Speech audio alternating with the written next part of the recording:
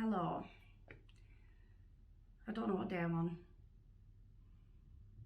No, I know it's a Thursday. Anyway, today's summary.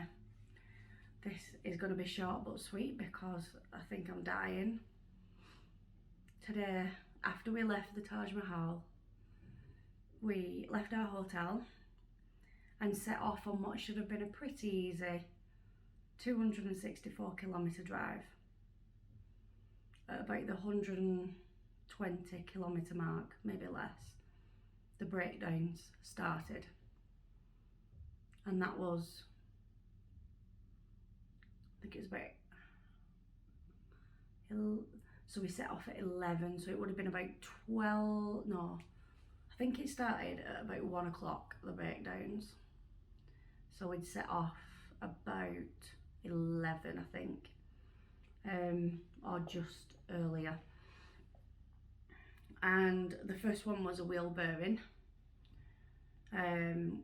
We stopped loads of places asking for mechanics, was sent in all sorts of weird directions, couldn't find a mechanic, eventually found somebody who said they were a mechanic. As usual in India, we had at least another 15 people crowded round at one point trying to help the mechanic. And then I got a little concerned when I had a look over and saw the mechanic watching YouTube videos on how to fix the problem. So yeah, so eventually they finished doing what they were doing, put everything back together, charged us 1,000 rupees, which is about 10-11 quid, sent us on our way. Half a kilometre down the road, could still hear the wheel bearing buggered, so he hadn't done anything. But that wasn't the major issue. We then broke down a further 10 times, 10, yes, 10, with like loss of power and fuel issues. So there was fuel in the tank, but it just wasn't getting to the carburetor, I think. So we just couldn't, we had no power. We was like driving and then it'd start chugging and chugging and chugging. Then we'd sit and wait and it was trickling out of the tank. So if you sat long enough, you got enough in the tube between the tank and the carb to then drive off again, and a kilometre later that reserve that it had built up would be used and then you'd break down again. So yeah, several mechanics later, several hours later, at one point we're pushing the rickshaw in the dark down a bloody highway in the middle of nowhere. Eventually found somebody and he found the issue. It took a while, sorted it all, had to drain all the tank, clean it all out, blah blah blah. Anyway, got us going. We got literally about 2 kilometres and it cut out again. I was like, are you absolutely fucking kidding me? But when we looked, it turned out he'd put the fuel filter on upside down. So we changed that, thought we'd cracked it, got 1 kilometre, broke down again. It was just an absolute nightmare. In the end, we've realised there's crap in the tank, but also in the fuel filter. So it's clogging up where the fuel needs to flow. So we need to resolve that tomorrow. We arrived at our hotel at 11:30 at night. Tonight's hotel, well, and tomorrow night's hotel, we're staying here for 2 days. We are having a very, very well deserved day off tomorrow. Yeah, beautiful hotel room again.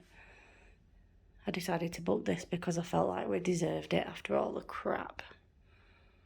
It's absolutely gorgeous. I think, but I can't quite remember, we might be paying, I want to say £30 a night. Yeah, I think it is £30 a night, I think, for this one. It's absolutely beautiful.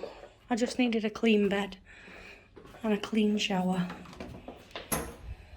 Where the hell's the shower? Oh, Christ, it's in a separate room. There we go. There's me, absolutely done in, filthy. Look at the state of me, absolutely filthy. And there is the telephone, so I can give people a call whilst I'm having a crap. There we go. It's the Hotel Marigold Jaipur. I've just realised I've never told you the names of any of the hotels. There we go. It's absolutely beautiful and we look like shit walking in. And I mean, we're both filthy. If somebody lit a cigarette near me, I'd go up in flames. I've been covered in that much petrol. I've had it in my mouth, all sorts. This Levi's t-shirt just needs throwing in the bin. You probably can't see how dirty it, well, maybe you could sort of see, but I'm covered in oil.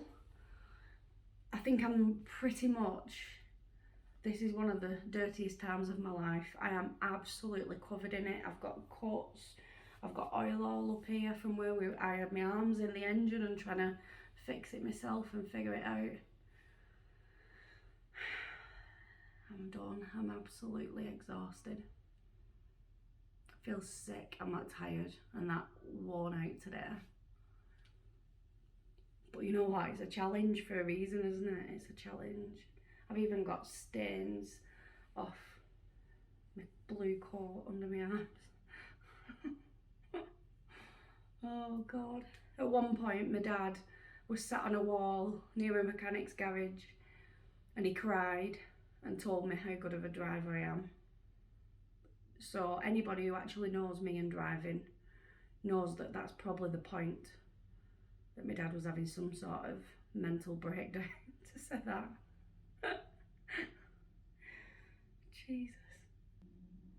At one point I was sat at this last mechanic's and sat on a wall like this, bottle of water, head down, and I heard a noise behind me and I looked.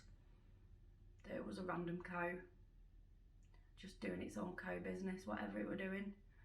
So I turned round and God's honest truth, a big wild pig just trotted slowly in front of me. And I was just like, oh God, this is what it's come to. What the hell am I doing with my life? Just sat in the middle of nowhere after such a shitty day, covered in petrol and oil and dirt. Fucking cows and pigs wandering around me.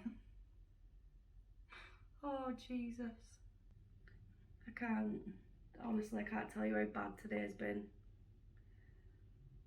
But we kept going. We just kept trying to figure it out, working logically through all the parts in the back that keep it running until we finally figured what was the issue, and then we could explain it to a mechanic, because they would see it running and think it's fine. They didn't realise that you get like 1 kilometre down the road and then it dies. So, but yeah, so the plan now is shower and bed, and I'm not getting out of that bed before 9 AM. I don't care, I'm having a lie-in. I feel like crap. But we are one day closer to the finish line. And tomorrow should be an amazing day. You'll have to wait and see the video for that one. So I'll see you guys soon.